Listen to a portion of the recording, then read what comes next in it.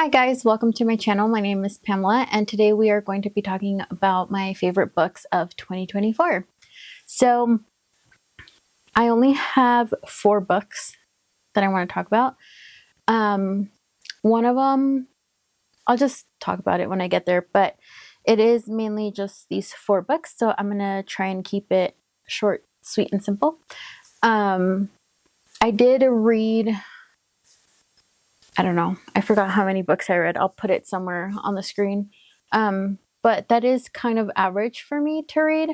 And I read really good books. I feel like I read like a lot of solid 4 books. I read a few like 1 or 2 stars. But for the most part, it was a solid 3 or 4. And with 5s sprinkled in between.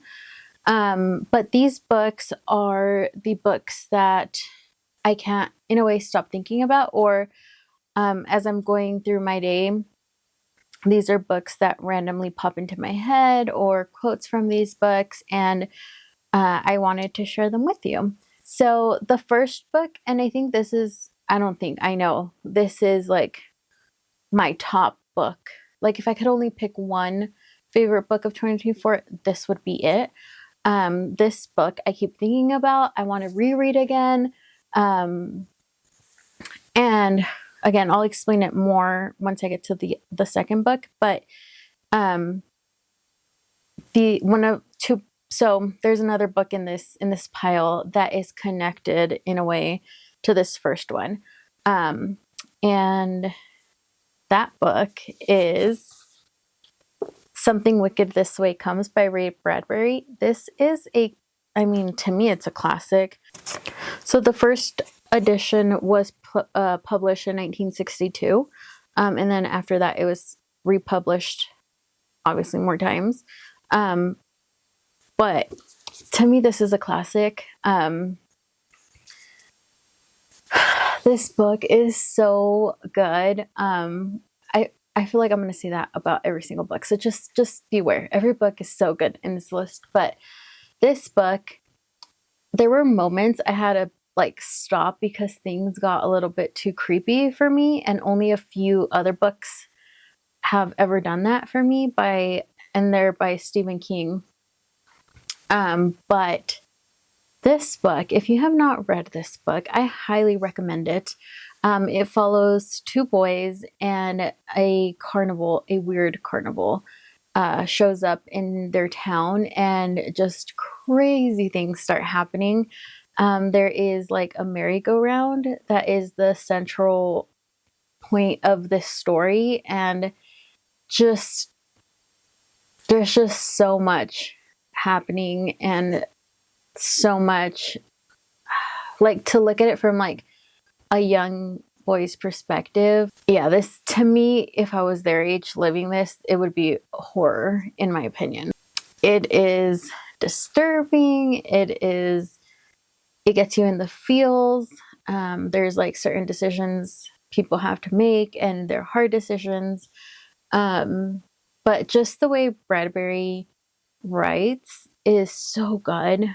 He just like, you just get immersed into like the story, and I feel like all of my senses were like, in this story. Like he's talking about like the carnival, like the smells, the sights, like the bright colors and all this and all that, and it's just so, like, I could vividly picture scenes in this book. There is a movie, but they don't stream it anywhere. I don't know if it's because it was creepy as well. You could buy it on Amazon, like on DVD, but it's like $50. So if you have it, you're lucky. Because I want to watch it, but I don't know where to watch it.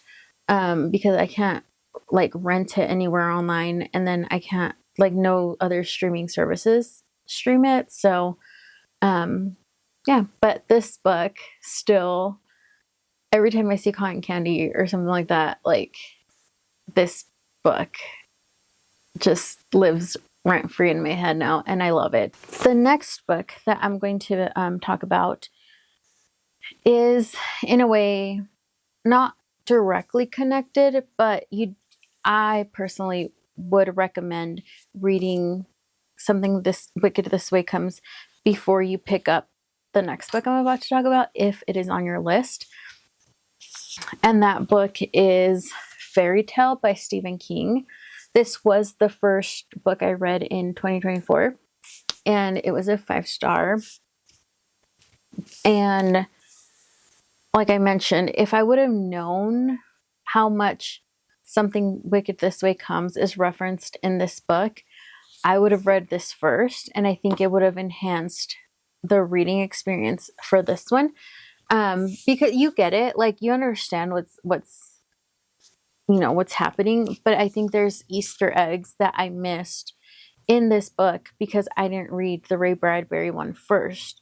However, like I said, this is the first book I read in the year and I loved it. So I don't feel like you have to read it. I just think the experience will be better if you do. But this book, to me, I haven't read all of Stephen King's like catalog, like books, I haven't read all of them. I read a lot of them, but I haven't read all of them. But from what I've read, this book to me just felt completely different than how Stephen King typically tells his stories, if that makes sense. I mean, you still know it's Stephen King, but just the way that like the storytelling goes, I don't know, like this book just also had me captivated. And again, this is a book I thought about the entire year, which is why I later picked up this book, because I kept thinking about it and how much it was referenced in this book. So in this book, we're following Charlie, and Charlie is a high school student and he lives with his dad. He meets his grumpy neighbor, and he's honestly, he's more than grumpy. His neighbor comes off kind of miserable, and you very quickly learn, certain things about this neighbor, and this neighbor has a dog.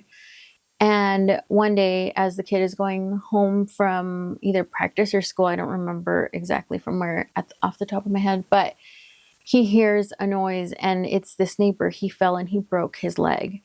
So this kid, jumps in to help, and long story short,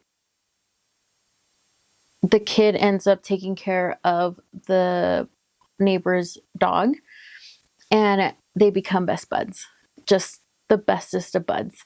And quickly the kid starts realizing there's like certain things aren't adding up, with like the neighbor's insurance and this and that.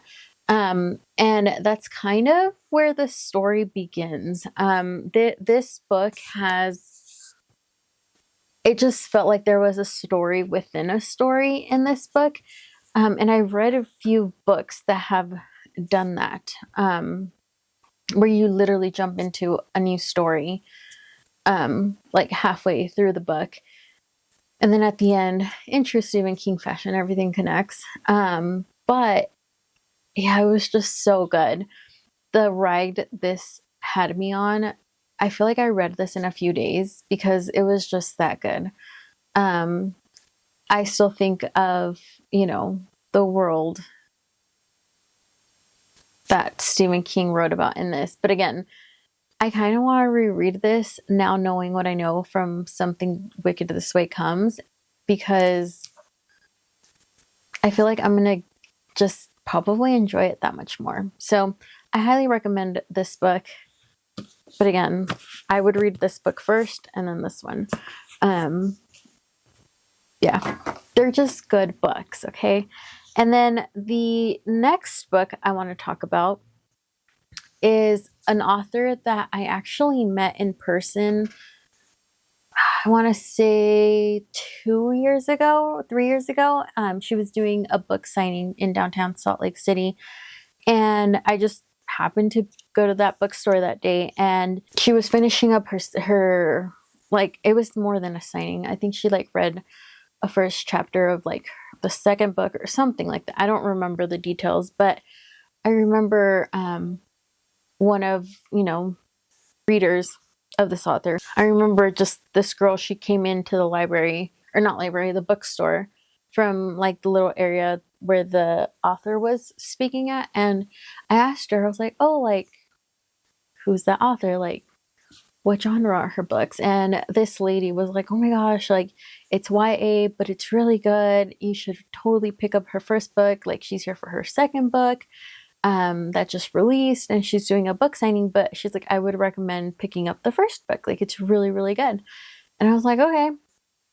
So I picked up the first book. I actually got the first and second book signed because I read, the premise of the first book, and I was like, that's actually really interesting. So I ended up picking up on a whim the first and second book, and I honestly just put the books away. I did not read them, and then I kind of forgot about them, and I kept reading other things. And then when we were doing our home remodel, I kept the first book out, so I could read during that time. Oh my gosh. This author is probably one of my new all-time favorite authors, along with like Stephen King.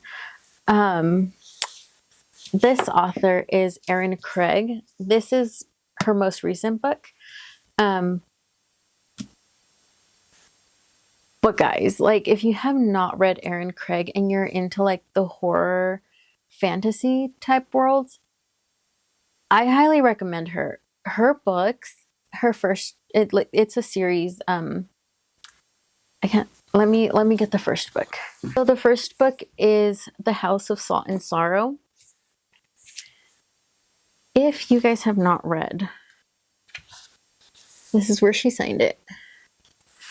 If you guys have not read Erin Craig before, I honestly highly recommend her books. It is so gothic. It's enchanting in the creepiest of ways. The worlds that she writes are just so beautiful. If you're into like old Victorian, like balls and this and that, but like add the like super creepiness and super scary and like haunting and fantasy all combined into one, I highly recommend you read her books, because there were parts in these books where I had to stop reading because I felt like some jump scares came out like from the paper. Well, not literally from the, you know what I mean? Like, I read it and I was like, whoa, like, I'm just gonna close the book and I'll keep reading tomorrow and I'll figure it out later. Because it was so immersive, the story. You just fall in love with the characters right away, and you just kind of form these like special like connections with them. And again, her writing is so good. She takes you on a wild ride. It's very emotional, and like I said, it's very, very haunting in the creepiest of ways. Yeah, just yeah. So this is the first book in the series. Right now, I believe she's currently writing the third book in the series. But in the meantime, late last year, she published another standalone.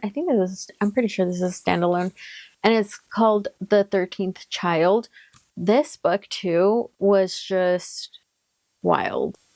In this book, we are following Hazel, and her godfather is like death, pretty much. His name is what's his name? Maverick or something like that. Merrick. His name is Merrick.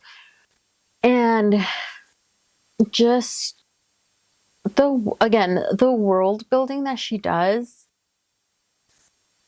is on another level. I think that's why like she's probably like one of my new favorite authors, along with Stephen King, is because they really know how to like write world like building. Like they like kind of submerge you into this world, and then you can picture it, and you can like smell, I mean, not literally smell it, but like your senses are like activated, and then she just does creepy so well. Like, I can't stop saying that because it's true. Like, she just does creepy so well. Um, like, there are moments where the characters are placed in like iffy situations and you're feeling very iffy. Like, my anxiety, if a book can give me anxiety, like, I personally love that book.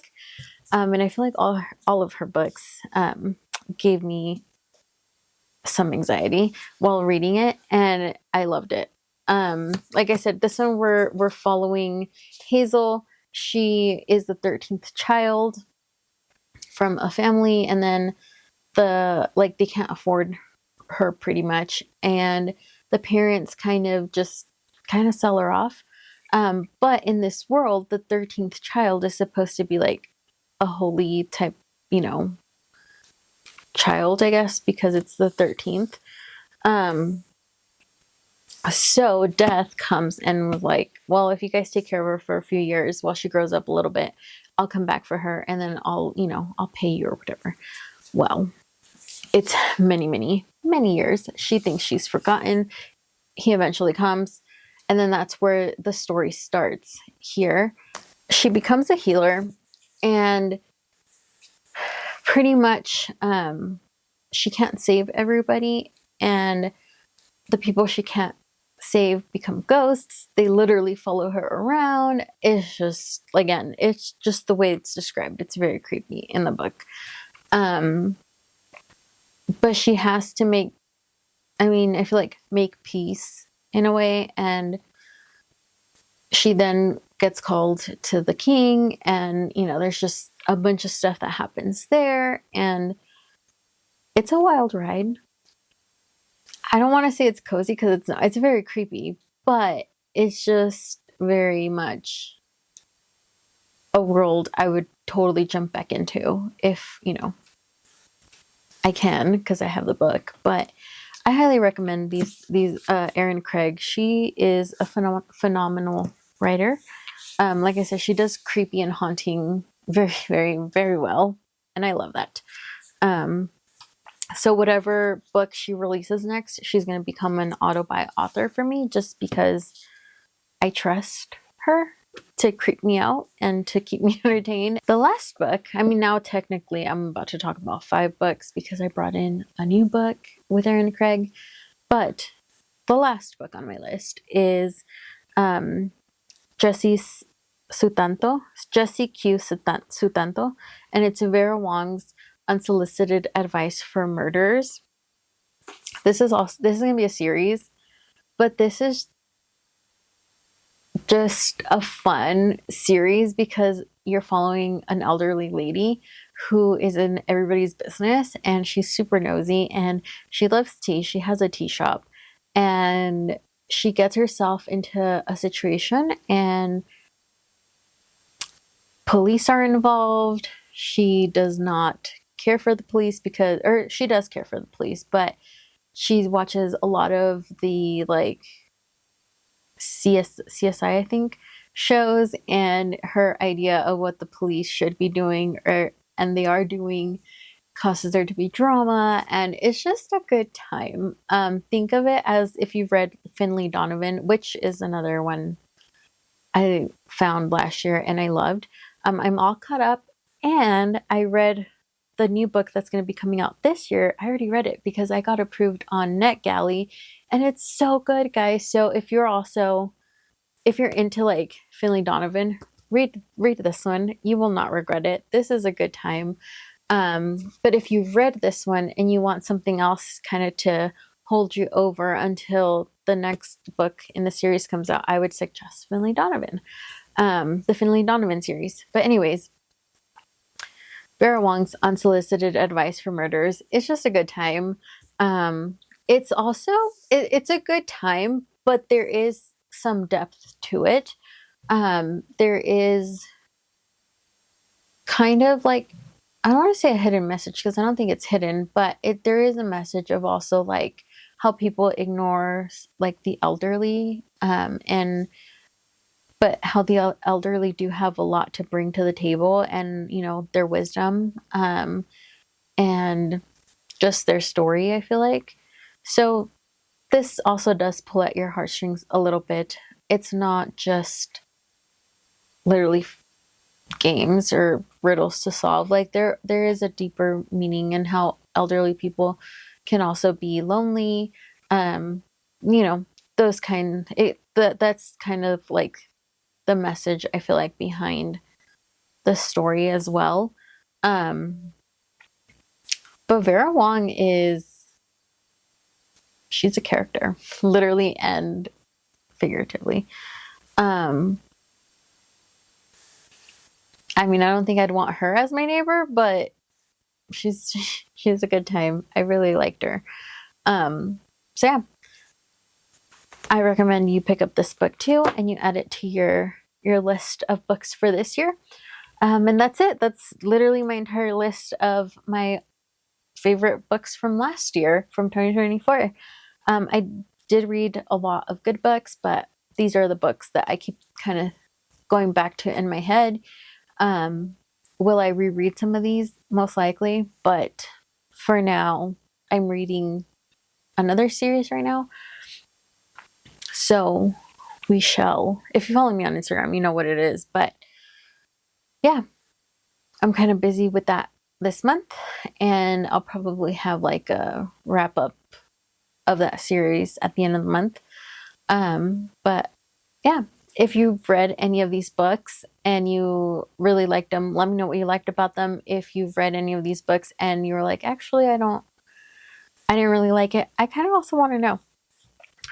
The same books aren't for everybody. I think we all know that, but my feelings aren't going to be hurt if you're like, I didn't like that one.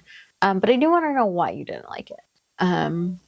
Just because I'm intrigued. But yeah, if you have any questions or requests for videos, let me know. But yeah, I will see you guys next time. Bye.